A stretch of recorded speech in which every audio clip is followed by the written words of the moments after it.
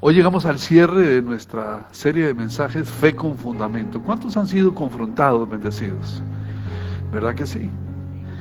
Y antes de eso vamos a orar. Padre, que tu Espíritu Santo tome control de mi vida, tome control, Señor, de este momento, de este tiempo de reflexión. Agradecemos por el tiempo que nos permites para estar juntos. Libertad que muchos, Señor, en el mundo no tienen. Oramos, Dios, que esto sea, Señor, de bendición para nuestras vidas. Que reflexionemos, que nuestros oídos estén abiertos, atentos a tu voz, que nuestro corazón esté dispuesto a recibir tu palabra. Gracias en el nombre de Jesús. Amén y amén. Bueno, hemos caminado varias semanas recordando que nuestra fe no puede edificarse sobre emociones. Hemos hablado sobre eso, emociones pasajeras. Y no solamente eso, sino que no debe edificarse sobre ideas humanas, que hoy por hoy hay muchas filosofías, hay muchos pensamientos no acordes con las Sagradas Escrituras, y que nosotros tendemos a decir amén y adoptamos ideas y filosofías que son convenientes, pero que en realidad no son parte o son contrarias a la palabra de Dios. Recordemos esto, y es un principio que quiero dejar claro en esta mañana. Nuestra fe debe estar fundamentada sobre la roca firme que es Jesucristo y sobre su palabra. Nosotros decimos que la regla de fe y práctica de la vida de todo creyente es la Biblia, no hay otra forma. Y precisamente porque hablamos de fundamento en estas últimas semanas, quiero finalizar este tiempo de reflexión haciendo una pausa, pero una pausa seria juntamente con ustedes. Y lo que quiero es examinar algo que está sucediendo en nuestros días, y es el peligro de creer en lo que no es verdad. Permítame plantearlo así para ver si me doy a entender. ¿Qué pasaría si muchas de las cosas que hemos escuchado o que se escuchan cada domingo en algunos púlpitos no provinieran del Evangelio, sino de una distorsión peligrosa? ¿Qué pasaría? Dicho de otra manera, ¿qué ocurriría si aquello que algunos han abrazado con sinceridad en realidad no es lo que Dios reveló en su palabra? Oiga, qué importante estas preguntas. Tenemos la responsabilidad como cristianos, como seres humanos, de todo colarlo a través de la palabra. Es decir, aunque yo esté aquí parado diciendo, ustedes tienen el deber, la responsabilidad de ver que lo que yo digo es lo que la palabra dice. Y más en estos tiempos tan difíciles, tiempos donde muchos creen verdades por conveniencia que no están respaldadas por las Sagradas Escrituras. Y quiero decirle, amigos, esto: la realidad es que hay mensajes que suenan atractivos, suenan dulces a nuestro oído, que parecen consolar y hasta motivar, pero que envenenan el alma porque no nacen de la verdad de Cristo. Palabras que apelan al deseo humano de éxito, de aprobación, de comodidad, pero que están muy lejos de lo que las Sagradas Escrituras nos dicen o nos enseñan. Y lo más preocupante, y lo he dicho muchas veces, Dios nos permite ir a muchos lugares a predicar, a enseñar, a aprender también, y lo más preocupante, y me he dado cuenta de ello, es que, escuchen bien, por favor, esas frases no son cuestionadas por nadie. Muchas veces no las cuestionan las personas. Y amigos, vivimos en una cultura donde se ha reemplazado la verdad eterna por discursos motivacionales. Lo vuelvo a decir. Hoy por hoy hay muchos motivadores, y sobre todo teniendo en cuenta las redes sociales y muchos otros medios a los cuales tenemos acceso todos. La verdad de Dios se ha cambiado por discursos motivacionales donde se confunde la compasión con la concesión al error. Pero recordemos que Jesús no nos llamó a aplaudir lo que Él condena, sino a proclamar la verdad que salva, aunque a veces incomode o confronte a las personas. Sin confrontación no hay cambio, y la palabra misma nos confronta día a día aquellos que acudimos a ella, porque el Señor dijo: no solo de pan vive el hombre, sino de toda palabra que sale de la boca de Dios. Así como ocupamos el pan diario de cada día y oramos por para tener en la mesa alimento, es importante recordar que necesitamos ir también a la mesa del Señor. Y la palabra nos confronta. Nuestro Señor ya lo había advertido en Mateo 24:1, dice: surgirá un gran número de falsos profetas que engañarán a muchos. Y esa advertencia no se está cumpliendo únicamente en tierra lejana, sino aquí, en nuestro contexto, dentro de muchas congregaciones en nuestro país. Y lo digo abiertamente, y yo sé que muchos verán esto, espero que muchos, porque tengo como 5 likes por ahí. Yo no vivo por likes.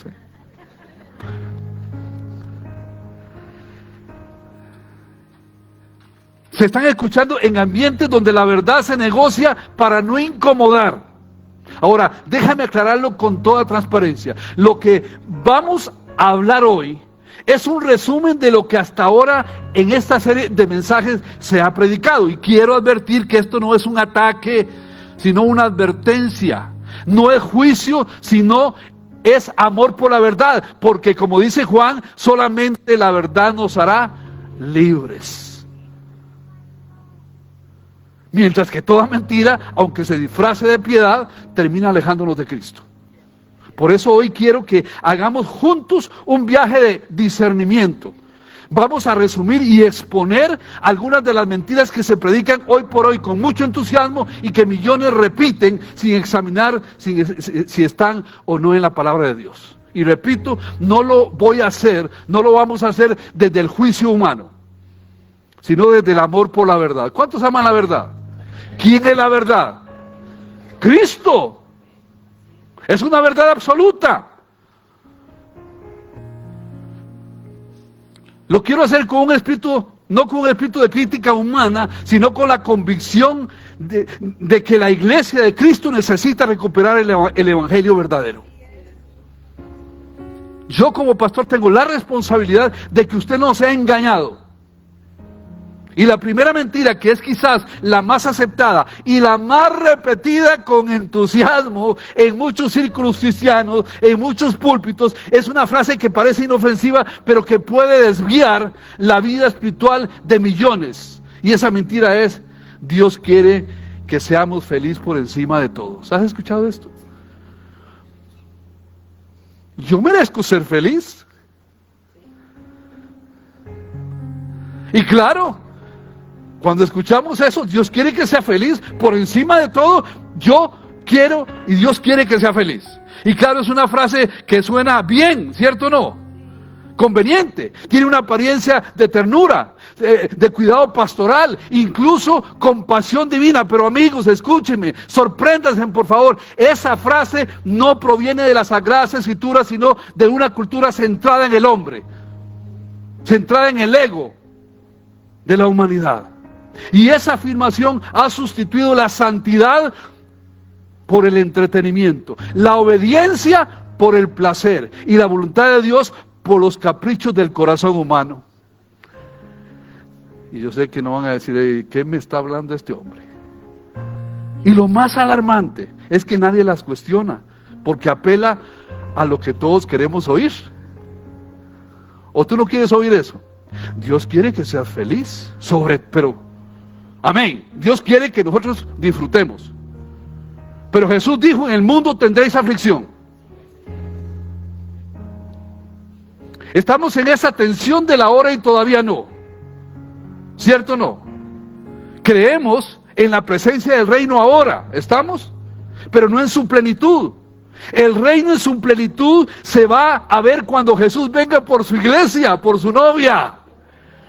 Dice la Biblia que no habrá llamas, lloro, ni rugir de un montón de cosas. No habrá enfermedad, no habrá nada. Seremos felices adorando a Dios por la eternidad. ¿Cuántos dicen amén? Entonces, esa mentira no es solo, el problema no es solo su origen, sino su resultado. Porque si el hombre, si usted y yo, si la mujer cree que el propósito supremo de Dios es su felicidad, entonces cualquier cosa que cause dolor, incomodidad o sufrimiento, lo verá como una injusticia divina. ¿Has escuchado a alguien decir, es que Dios no es justo? Y cuando eso ocurre, ya no adora a Dios por quien es, sino por lo que espera recibir de Él. Y eso lo convierte en un consumidor espiritual, no en un discípulo. Y Dios vino a ser discípulos, no a ser consumidores espirituales. Y entonces, cuando eso sucede, la cruz se vuelve un obstáculo, no una bendición. Y el evangelio se transforma en una herramienta de realización personal, no en un llamado a arrepentimiento y a la vida eterna. Dios nos está llamando a arrepentimiento. Dios nos ha llamado a vida eterna. Atención a esto. La Biblia nunca prometió felicidad como fin supremo. Lo vuelvo a decir. Encuéntreme un versículo bíblico donde dice que Dios promete que seas feliz por encima de todo. Y yo me bajo de esta tarima y lo dejo hasta predicar. Pues yo también necesito aprender. Lo que la palabra demanda es santidad.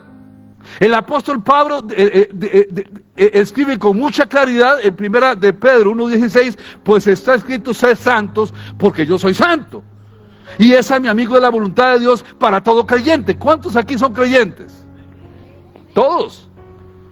Dios quiere que seamos transformados a la imagen de Cristo, no que vivamos una vida sin problemas. De hecho, la santidad muchas veces implica renuncia, implica sufrimiento, implica disciplina e implica confrontación.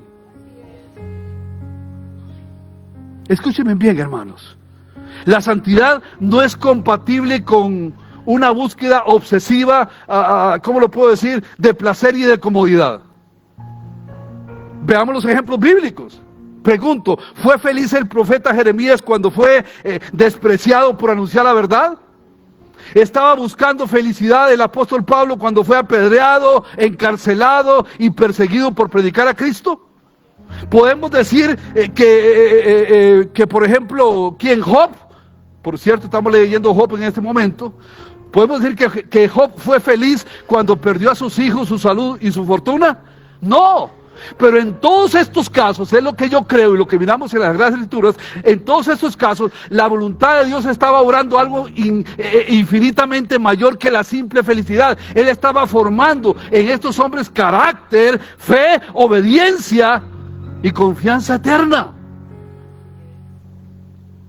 Jesús mismo, el Hijo amado, el Hijo de Dios, sin pecado, lleno del Espíritu Santo, no buscó felicidad. Él dijo claramente en Juan 6:38, porque he bajado del cielo, ¿para qué dice? No para hacer mi voluntad, sino hacer la voluntad de mi Padre, hacer la voluntad del que me envió. Y esa voluntad, amigos, lo llevó a la cruz. Qué interesante, ¿no? Pregunto, ¿qué clase de evangelio estamos predicando hoy que contradice el camino del Maestro? Amigos, si Cristo sufrió por obediencia, ¿cómo pretendemos vivir como cristianos sin cargar nuestra cruz? Él dijo, el que quiere venir en pos de mí, niéguese a sí mismo, tome su cruz y sígueme. La mentira de Dios quiere que sea feliz también ha afectado en cómo vemos el pecado. Porque si mi felicidad está por encima de todo, entonces cualquier cosa que me haga sentir bien, que me haga feliz, aunque sea contraria a la palabra, puede ser justificada. Y ustedes lo ven hoy. Y así vemos a muchos justificar adulterios, vicios, abusos, relaciones ilícitas o codicia financiera bajo el argumento de que Dios conoce mi corazón y quiere que yo esté bien. Amigos, esa frase, aunque parece espiritual, es profundamente anticristiana. Y es claro en la palabra que Dios no aprueba el pecado porque tú estés sufriendo, para que tú seas feliz. Él es justo, Él es santo, Él no puede negar su naturaleza. Y ese tipo de pensamiento convierte a Dios en un sirviente de nuestras emociones. Ya no buscamos su gloria, sino nuestra satisfacción. Ya no decimos, hágase tu voluntad, sino dame lo que quiero. Y esto nos lleva inevitablemente a la frustración, porque cuando las cosas no salen como esperábamos, terminamos culpando a Dios. ¿Por qué? Porque no cumplió mis expectativas. Y nos alejamos de Él. Cuando en realidad Él nunca prometió satisfacer nuestros caprichos, sino moldearnos conforme a Cristo. Llevarnos a la estatura del varón perfecto Jesucristo. Es un proceso en el que todos estamos, y la Biblia dice que no nos ajustemos al sistema de este mundo, sino que seamos transformados a través de la renovación de nuestro entendimiento, porque es la única forma de conocer la voluntad perfecta de Dios para nuestra vida. Y el apóstol Pablo nos enseña algo radicalmente distinto a este pensamiento. He aprendido a estar contento en todo, en cualquier situación en que me encuentre. Todo lo puedo en Cristo que me fortalece. En cualquier situación en que me encuentre, sea en pobreza, en riqueza, en enfermedad, en salud. En cualquier situación, escuchen, aquí Pablo en ese versículo no estaba hablando de lograr metas humanas o de alcanzar sueños materiales. Estaba hablando de saber vivir en escasez, con dolor y con rechazo, y aún así encontrar gozo en el Señor. No la felicidad emocional del mundo, sino el gozo profundo que proviene de saber que estás en el centro de la voluntad de Dios. Eso es lo que me hace feliz a mí. Y lucha uno, sí. Cáncer en mi esposa. Yo luché, Señor, pero ¿por qué? Si te servimos. 10 años lidiando con esto. ¿Por qué, Señor, 17 veces ha estado en el quirófano ella? ¿Y por qué, Señor, si te servimos? Ya no pregunto por qué.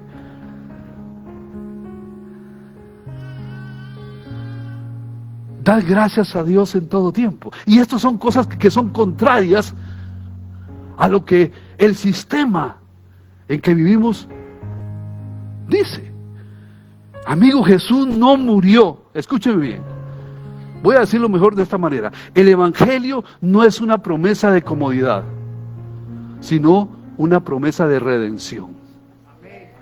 Jesús vino a redimirnos de nuestros pecados. Estamos de paso por esta tierra. Hoy estamos aquí, mañana no sabemos. Por cierto, oremos por doña Gilma. Perdió a su mamá el día de ayer. La hermana Gilma, la que ve. Oremos por... Nunca se sabe. Jesús no murió para que tengas una vida sin problemas, sino para salvarte del pecado y darte vida eterna. Eso es lo que vino a hacer. Muchas veces Él va a permitir que pases por el valle de sombra y muerte. No para destruirte, sino para mostrarte que su carga, su gracia es suficiente, que su poder se perfecciona en tu debilidad, que no necesitas una vida feliz, necesitas una vida en Cristo. Es lo que ocupamos. Hoy quiero decirte, por favor, con todo el amor pastoral y la autoridad de la palabra, no pongas tu fe en una emoción que cambia con el viento. Pon tu fe en la verdad eterna de Dios. No vivas persiguiendo, por favor, la ilusión de una felicidad superficial. Vive para la gloria de aquel que te llamó a ser un hijo de Él. Y así vas a encontrar gozo. Así vas a ser aprobado por Él. Vas a saber que tu vida no depende de circunstancias, sino de promesas eternas que Él nos revela a través de su palabra. Amigos, la verdadera bendición no está en buscar la felicidad, sino en buscar al Dios que te sostiene cuando todo se derrumba. Si alguien te promete felicidad en esta tierra, que no vas a tener problemas, no le crea. Huya de ese lugar, porque no es el evangelio de Cristo. ¿O no, Pastor Francisco? ¿Me estás aprobando? Sí. Ahí tengo yo, pues, está apuntando ahí. En Viña decimos, el reino de Dios está aquí, pero todavía no. Esa tensión que antes les estaba diciendo. Y nos recuerda que nuestra fe no se centra en promesas baratas de felicidad terrenal inmediata, sino de vivir ahora los frutos del reino, que son justicia, paz y gozo en el Espíritu. Y de esa manera esperamos el cumplimiento total en la eternidad cuando el Señor venga por su iglesia. Amigos, el discipulado cristiano desde la visión de nuestro movimiento. No es un camino de triunfalismo, ni de evasión del dolor, sino una vida real, honesta, en medio de la tensión de un mundo quebrado, un mundo que ocupa de Dios, un mundo que se está alejando cada día más de Dios. Jesús no prometió que sus seguidores serían siempre felices. Prometió que el Espíritu Santo estaría con nosotros en medio de las pruebas. Eso sí lo prometió. Por eso, como Iglesia Viña, rechazamos un cristianismo cultural que pone al yo en el centro, y abrazamos un cristianismo del reino donde Cristo reina sobre todas las áreas de nuestra vida. No se trata de buscar emociones pasajeras, sino de vivir bajo el señorío de Jesús. Amén. Ay, Señor, y son 5, no voy a terminar hoy. En resumen, la mentira de la felicidad a toda costa distorsiona el evangelio y nos convierte en consumidores espirituales. Revisa tu fe. Y precisamente cuando reducimos el evangelio a emociones y a la comodidad, terminamos abriendo la puerta a otra distorsión, a otra mentira. La idea de que no importa en qué creas, todas las creencias conducen a Dios. ¿Has escuchado eso? Mientras tú seas sincero en lo que crees, eso te va a llevar a Dios. Y amigos, para nadie es un secreto que vivimos en una cultura que valora la tolerancia como la virtud suprema. Mi hijo habló algo de eso, creo, Rainer, ¿verdad? Eso valora la sociedad. La tolerancia es una virtud, sobre todo. Pero hoy por hoy, la sociedad no está basada en principios, sino en derechos. Todos tenemos derechos. Por eso ha habido tantos cambios. Y en ese espíritu que el mundo ha puesto en las vidas de los seres humanos y en las iglesias, en ese espíritu, muchos púlpitos repiten la idea de que lo importante no es en quién creas, sino que lo hagas con sinceridad. No importa, y según esa visión, todas las religiones son caminos paralelos que finalmente conducen al mismo Dios. Y eso, claro, suena inclusivo. Se habla mucho de eso ahora, ¿verdad? Parece compasivo también, ¿cierto? Pero es una distorsión peligrosa, porque si todo camino lleva a Dios, entonces la cruz de Cristo se vuelve innecesaria. Y Jesús mismo afirmó con absoluta claridad: yo, Juan 14:6, se lo saben, yo soy el camino, la verdad y la vida, y nadie viene al Padre sino por mí. Y en un mundo posmoderno, donde la verdad ha sido sustituida por opiniones y la certeza por emociones, decir que no importa en qué creas, eso es socialmente aceptable. ¿Quiere usted ser aceptado? Diga eso. Nadie se ofende si tú crees en algo, siempre que no digas que es la única verdad. Pero resulta que nosotros sabemos que tenemos una verdad absoluta y es Jesucristo. No creemos en el relativismo, es relativo, no importa lo que tú creas, está bien, podemos llevarnos bien, es otro camino, vas a llegar a Dios, pero amigos, el Evangelio no deja espacio para esa ambigüedad. Jesús fue claro, definitivo y radical cuando dijo: soy el camino, soy la verdad, soy la vida. Y esa declaración no deja lugar a otros caminos. No hay neutralidad posible. No se trata de una interpretación, es una afirmación absoluta. Aceptar esta mentira del pluralismo espiritual es darle la espalda a la cruz. Porque si cualquier religión, cualquier fe o cualquier convicción puede conducir al cielo, entonces, amigo, ¿por qué murió Cristo? ¿Por qué el Hijo de Dios se hizo carne, fue despreciado, escupido y crucificado? Si había otras rutas, si había otros caminos para llegar al cielo, ¿por qué tanto sufrimiento? Si basta con ser sincero, aunque sea otra creencia. Amigos, el Evangelio no puede coexistir con el relativismo. O Cristo es el único camino, o es uno más entre muchos. Y si es uno más, entonces su muerte fue innecesaria. Escúchenme, hoy en día muchos creyentes han dejado de confrontar esta mentira por miedo a ofender. Se predican mensajes suaves que hablan de tu verdad, de vivir en paz con uno mismo, de aceptar todas las formas de fe como válidas, y lo hacen en el nombre del amor, ¿verdad?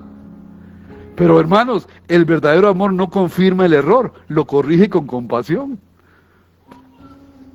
Si yo veo a alguien caminando hacia un precipicio, no lo abrazo diciéndole, lo importante es que usted esté convencido. No, lo detengo con urgencia. Si es la suegra, la empujo. No, no es cierto. Ya mi suegra murió. Te amo, suegra. Ahora sí. Amor, fue un charrasquillo. ¿Qué hago? ¿Qué hago? Si va un hombre, ¿lo detengo? ¿Verdad que sí? Con urgencia le digo no y le muestro el peligro. Eso es amor verdadero. Esta mentira también ha contaminado el evangelio, el evangelismo, porque el evangelismo se ha convertido en una mera invitación emocional, sin doctrina, sin arrepentimiento, sin confrontación con el pecado. Lo que hacemos es invitar a seguir a Jesús como si fuera una mejora en su estilo de vida, sin aplicar por qué lo necesitas. Se predica un Salvador sin hablar del juicio del infierno o de la necesidad de redención. Y así multitudes profesan una fe basada en emociones, pero no en la verdad. Levanta la mano que vamos, lo hacemos, no digo que esté en contra de eso. Haga una oración y ya.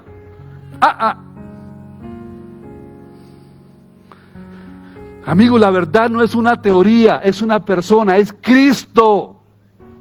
Escúcheme bien, el evangelio no nos da la opción de relativizar la salvación. El apóstol Pablo, lleno del Espíritu Santo, proclamó en Jerusalén y dijo, de hecho en ninguno hay otro hay salvación, porque no hay bajo el cielo otro nombre dado a los hombres en el cual podamos ser salvos. No Mahoma, no Buda, no Krishna, no la nueva era, no el yo interior, no el universo, solo Jesucristo. Es lo que creemos.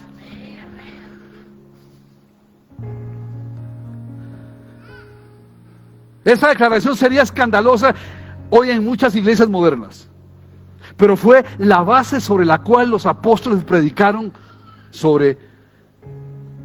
y lo hicieron con poder, y por la cual fueron perseguidos.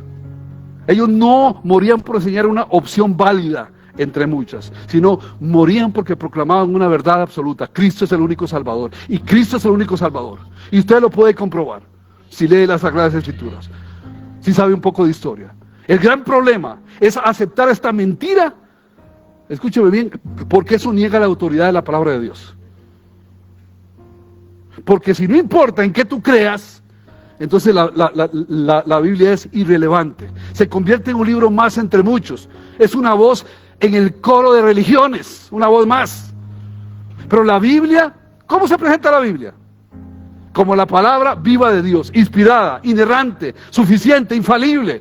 Es la voz final, no una opción entre muchas. Dice 2 Timoteo 3:16, toda la escritura se lo sabe.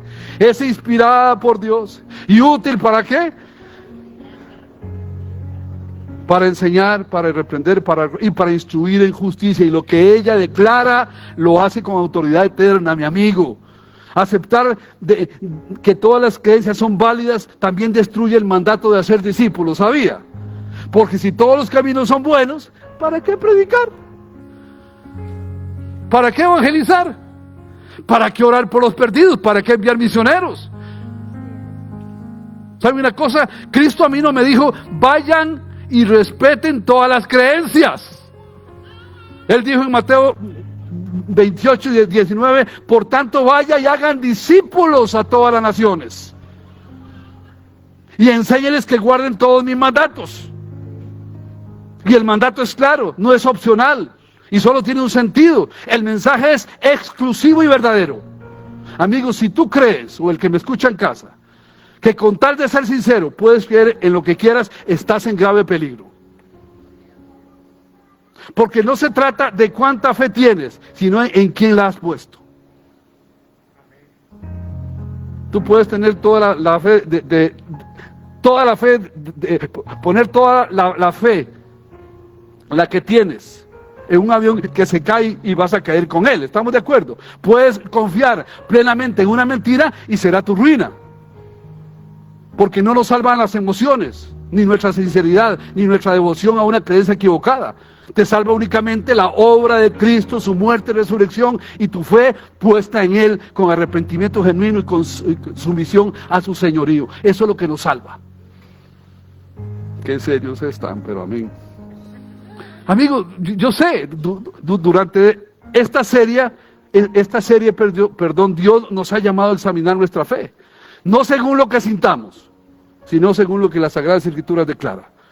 Y pregunto, y esa pregunta me la hice yo también, ¿estás siguiendo al Cristo verdadero o a una versión acomodada para no incomodar? ¿Estás abrazando un evangelio absoluto o una mezcla superficial de espiritualidad? ¿Estás dispuesto a proclamar que Jesús es el único camino, aunque el mundo te odie por ello? Recuerda que no se trata de agradar a los hombres, sino de agradar y honrar a Dios. Y el Dios verdadero no comparte su gloria con nadie. Él no acepta atajos, no valida falsos caminos, no bendice mentiras envueltas en sinceridad. Amigos, la verdad de Dios no necesita ser protegida, pero sí proclamada.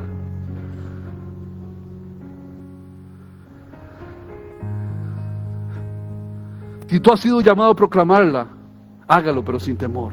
No te avergüences del evangelio, como decía el apóstol Pablo, que es poder de Dios para salvación a todo aquel que cree. Y ese poder no está en las religiones del mundo, ni en la espiritualidad moderna, ni en las emociones humanas. Ahí no está ese poder. Está en la cruz de Cristo, en su sangre, en su nombre, en su victoria. En Viña decimos, somos un movimiento centrado en Jesús. Nuestro llamado como movimiento es cultivar comunidades donde Jesús es el centro de todo. En nuestra adoración, en nuestra misión, en nuestro discipulado. Creemos en un evangelio de gracia radical, pero también de verdad radical. Somos radicales porque creemos en una sola verdad, y es la que la palabra de Dios nos revela. Por eso, aunque valoramos la compasión, la inclusión y la misericordia, lo valoramos, claro, nunca podemos diluir la verdad esencial. Y esta es, solo Cristo es el Señor y Salvador. Es un evangelio encarnado, que abraza sin condiciones. Así somos en esta iglesia. Y creo que muchas. Abrazamos sin condiciones, pero llamamos a la gente a arrepentimiento y a una vida nueva en Jesús.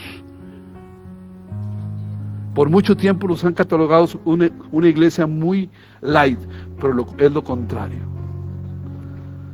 En las cuatro paredes, a solas, confrontamos a las personas. El reino de Dios nos recuerda que solo hay una verdad que libera. Cristo mismo es el que libera. Y eso no significa ser arrogantes, ni intolerantes, sino al contrario, ser testigos humildes. No imponemos a Jesús, lo presentamos. No manipulamos, acompañamos. No usamos la verdad para condenar, sino para invitar a todos a una vida plena en el Señor. Amén.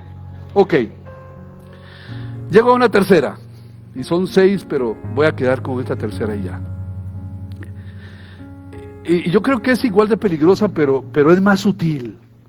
Porque apela a nuestro orgullo, a nuestro individualismo. Y es esta mentira. No necesito la iglesia para tener fe. No necesito congregarme para estar bien con Dios. ¿Han escuchado? ¿Cuántos han escuchado eso? ¿Ah? Usted lo ha dicho. Arrepiéntase. Es una amiga del año 1981 cuando llegamos a Costa Rica. Esa fue nuestra primera trabajo que Dios nos puso a hacer con esta amiga querida. Por eso le tengo esa confianza. A todos les tengo confianza, pero ustedes me entienden. Ella decía, lo digo porque ella lo dijo, no necesito ir a la iglesia para tener fe. Esta es la mentira de la independencia, porque rompe la comunión. Es el engaño que lleva a muchos creyentes a pensar que pueden sostener su fe en aislamiento, sin comunidad, sin cuerpo, sin familia espiritual. Escúcheme bien, hoy en día escuchamos a muchos creyentes decir frases como: yo puedo tener fe sin la iglesia, Dios está en todas partes, no necesito congregarme. O mi relación con Dios es personal y privada. Amigos, esas palabras parecen espirituales, pero en realidad esconden una de las trampas más peligrosas del enemigo: el aislamiento espiritual. Porque la palabra de Dios nos recuerda en Hebreos 10:25, y ustedes se lo saben: no dejemos de congregarnos como lo hacen algunos, sino animémonos unos a otros, sobre todo ahora que el día de su regreso se acerca. Amigos, el enemigo sabe que cuando un creyente se aparta de la comunidad de fe, su vida espiritual se debilita.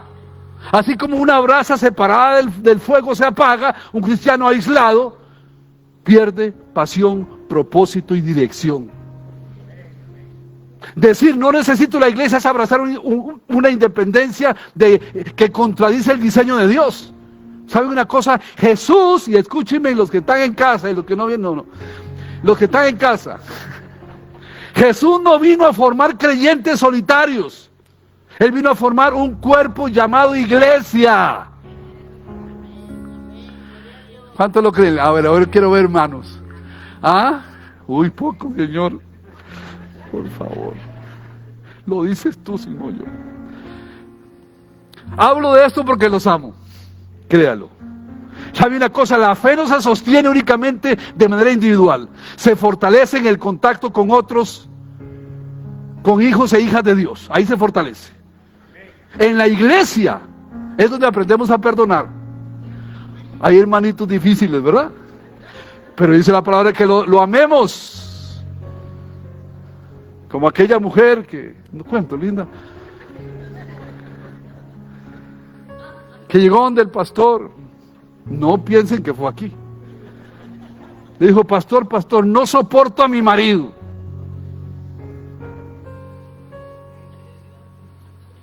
Lo veo, no puedo amarlo. Pero le dice el pastor: pero la Biblia dice, ama a tu prójimo. Es que ni como prójimo puedo amarlo. No piensen que fue aquí.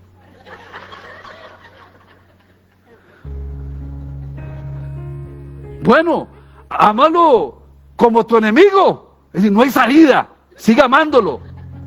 Y tampoco le puedes decir o te lo llevas o te lo mando. No puedes hacer eso tampoco.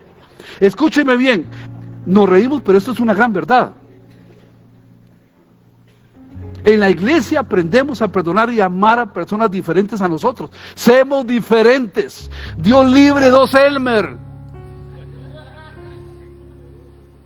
En la iglesia es donde recibimos ánimo y corrección que no tendríamos si estamos solos. Es en la iglesia donde ejercitamos nuestros dones, porque no existen dones para la soledad, sino para edificar el cuerpo. Si no, véalo en 1 Corintios 12, 7. A cada uno se le dio un don. ¿Para qué? Para que lo ejercitemos solitariamente, no para ayudar. ¿Para qué? Para ayudarnos mutuamente. Amigos, en redes sociales veo gente, no de aquí, que ponen versículos, que comparten prédicas y hasta escuchan alabanzas, pero siguen viviendo aislada de la comunidad de la iglesia. Creen que con consumo espiritual online reemplazan la vida en comunión, y es imposible. Amigos, la iglesia no es un podcast, así se dice. Ni un live stream, así es, ¿cómo se dice? Así se dice. No, eso no es eso. Es una familia espiritual que camina junta con sus retos y sus alegrías. Esa es la iglesia. El reino de Dios se edifica en relaciones. Viña lo expresa con una de sus frases centrales: la fe se vive mejor en comunidad. Amigos, la iglesia es un espacio de bendición donde experimentamos cuidado, discipulado y acompañamiento en todas las temporadas de su vida, si así lo quieren, porque es por voluntad. Aquí los discipulamos si quieren, los acompañamos si quieren. Cuando un creyente se desconecta de la iglesia, pierde no solamente enseñanza bíblica, sino también cobertura espiritual y emocional. ¿Y qué es lo que sucede? Quedan vulnerables. ¿A qué? Al engaño, a la soledad y a la tibieza espiritual. Proverbios dice, su deseo busca el que se desvía y se entremete en todo. El que se aísla, tarde o temprano se expone a la confusión y al engaño. Conozco amigos míos muy queridos, muy cercanos a mí, que se han alejado de la iglesia, habiendo servido en otros lugares y aquí, y ahora andan con otro tipo de filosofías y de pensamientos y de doctrinas. Porque es muy conveniente, porque es muy cómodo. Hoy más que nunca necesitamos abrazar esta verdad. La fe se alimenta en comunidad. Si estás en lucha, la iglesia ora contigo. Si estás en victoria, la iglesia celebra contigo. Si caes, la iglesia te levanta. Si dudas, la iglesia te recuerda las promesas de Dios. Amigo, la independencia rompe la comunión, pero la vida en comunidad trae prosperidad espiritual y bendición relacional. La frase, no necesito la iglesia para tener fe o para estar bien con Dios, suena muy espiritual, pero es una mentira de independencia que contradice el corazón de Dios. ¿Cómo lo dije? El Señor no diseñó huérfanos espirituales, sino hijos e hijas que forman parte de una familia, de un cuerpo, de un pueblo, de una misión. La mentira dice, no necesito la iglesia para tener fe. La verdad proclama, somos cuerpo de Cristo y solo juntos permanecemos firmes. Eso lo proclama la Biblia. Y en el cierre de esta serie, recordemos, la fe con fundamento no se construye en soledad, sino en familia. La iglesia es un regalo que Dios nos dejó. El lugar donde somos formados, bendecidos y enviados a bendecir a otros. ¿Me dan chance de 10 minutos más? No. Voy a dejarlo aquí. Quiero orar. Porque les voy a decir algo. Con todo el amor pastoral, en mi función de pastor, porque no es una posición, no es un, ¿cómo te digo? No es un título, es una función lo que tengo yo. Y en esa función pastoral, yo les ruego por favor que mediten en esta palabra que Dios nos está dando, que nos ha hablado por todos estos meses. Yo prometo terminar en un momento dado, pero quiero invitarles a reflexionar conmigo. El domingo pasado, me voy a confesar, tuve que hacer un alto. Iba a predicar sobre esto y pedirle a José que me respaldara. No estaba en paz. Mientras caminaba en las mañanas, hacía mis ejercicios matutinos, algo entró en mí. Eran 7:40 de la mañana. Y yo, sí Señor, quiero enseñar sobre esto, pero quiero estar claro. Y no sentí paz. Y puse en problemas a uno de los que predican aquí. Me decía, ¿de veras, pastor? Sí. Si no puedes, no se preocupe. Amigos, esto es algo que está martillando mi mente. Y que necesitamos meditar juntos. Muchos no quieren escuchar la verdad. Lo que quieren escuchar es cosas suaves, pero Dios nos está confrontando, empezando por mí, a la verdad que revela su palabra y a descubrir mentiras que nos están alejando del camino correcto, que es en Cristo Jesús. Por eso lo hago. Les amo mucho y quiero orar por toda la comunidad en el nombre de Jesús. ¿Puede inclinar su rostro? Padre, no sabe cuánto te amamos y te necesitamos. Señor, amamos tu palabra. Estamos tan confundidos, Dios, en cómo, Señor, miramos a veces a tu iglesia, a tu novia. Hay tantas mentiras, Señor, que se predican hoy, Señor, que se proclaman, Señor, y que nos alejan en cierto modo, Señor, de la verdad. Te pido, Dios, que tú traigas revelación a nuestra vida, que tu Espíritu Santo, Señor, nos haga despertar, que despiertes el hambre, Señor, de ti, Señor, hambre de tu palabra. Queremos ser discípulos, Señor, que te honren en todo momento. Que aunque no somos perfectos, Dios, que día a día podamos tener comunión contigo, Señor. Que mientras trabajamos, mientras caminamos, mientras hacemos las cosas en nuestro hogar, Señor, te tengamos presente ahí, Dios, y que hagamos todo para ti. Señor, que en esta semana, Dios, tú, Señor, martilles, Señor, en nuestra mente esta palabra. Gracias por ella, Dios. Gracias porque, papá, necesitamos escuchar tu verdad. No juzgamos, Señor, no criticamos, solamente, Dios, hablamos lo que tu palabra dice.